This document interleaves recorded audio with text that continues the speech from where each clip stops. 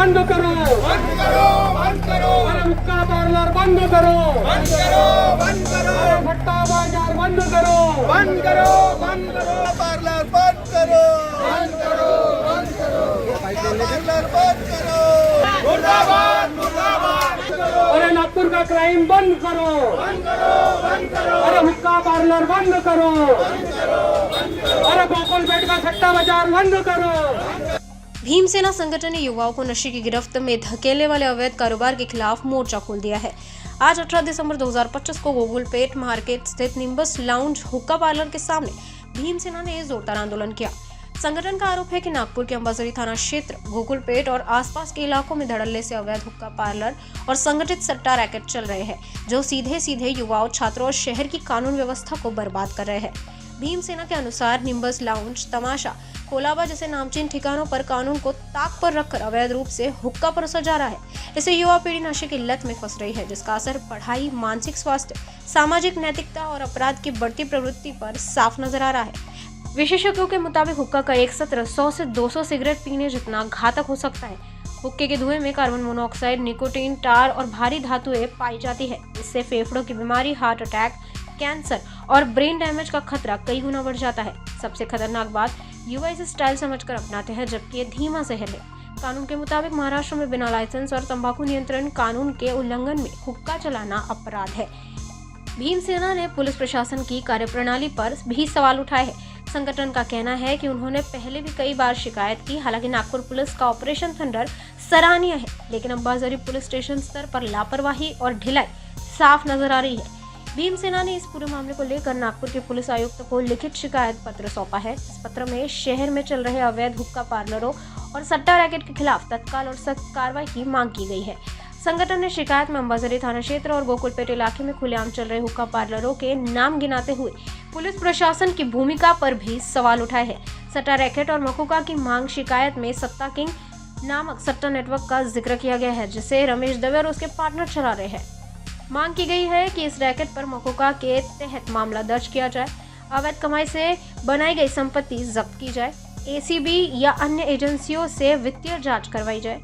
भीमसेना की प्रमुख मांग यह है कि सभी अवैध हुक्का पार्लरों पर तत्काल छापेमारी की जाए, हुक्का संचालकों के साथ साथ जगह देने वाले मालिकों पर कार्रवाई की जाए, दोषियों पर भविष्य के लिए स्थायी प्रबंध लिया जाए, शहर भर में विशेष अभियान चलाकर अवैध ठिकानों की पहचान कराई जाए, मिलीभगत करने वाले पुलिसकर्मियों पर विभागीय व कानूनी कार्रवाई की जाए, गोकुलपेट क्षेत्र के सट्टा रैकेट पर मकुका के तहत केस की जाए, अवैध कमाई की संपत्ति जब्त करने की प्रक्रिया शुरू हो।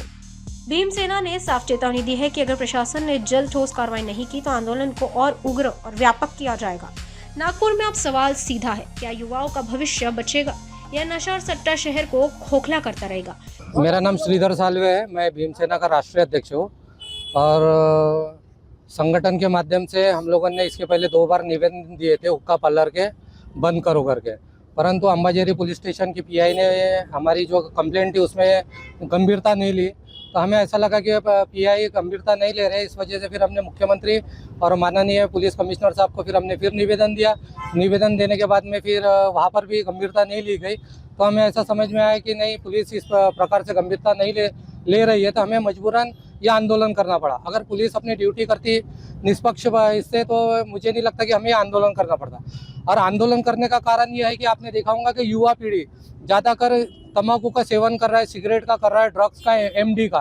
तो ये संचालित कहाँ से होता है? ये हुक्का पार्लर से होता है। आप इनके ये हुक्का पार्लर देखो कि नागपुर शहर में कितने बड़े बड़े हुक्का पार्लर है। उनका सेटअप देखा जाएगा तो कम से कम वहाँ पर 1-2 करोड़ रुपए का उनका सेटअप है। परंतु वो लोग क्या करते हैं कि पुलिस क्या करती है, वह रेट मारती है और छोटा इंस्ट्रूमेंट को जब्त करती है। यानी ऐसा पकड़ लो 1 करोड़ 2 करोड़ रुपए का जो सेटअप है उसको हाथ में लगाते हुए 10-15 हज़ार रुपए का सेटअप को हाथ लगाती है और बोलती है कि हमने कार्रवाई की। अभी हमारे समझ में ऐसा है कि पुलिस बोलती है कि हमने कार्रवाई की है, और एक बार नहीं कि हमने 20 बार कार्रवाई की है। तो मुझे ये समझ में आता कि हुक्का पार्लर लोग कितने निडर लोग हैं कि वो पुलिस से नहीं डर रही है। रेट होने के बाद में भी फिर से वो लोग यानी अपने हुक्का पार्लर चालू कर रहे हैं। यानी कहीं तो भी पुलिस कमजोर लग रही है।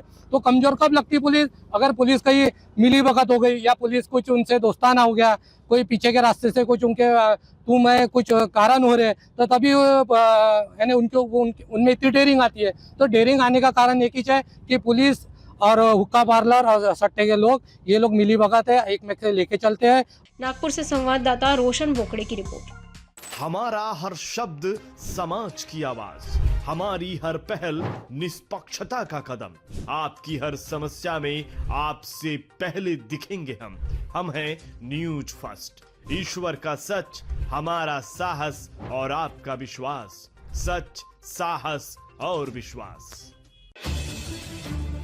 अगर आप ये वीडियो YouTube पर देख रहे हैं तो हमारे चैनल को सब्सक्राइब कर बेल आइकन दबाएं।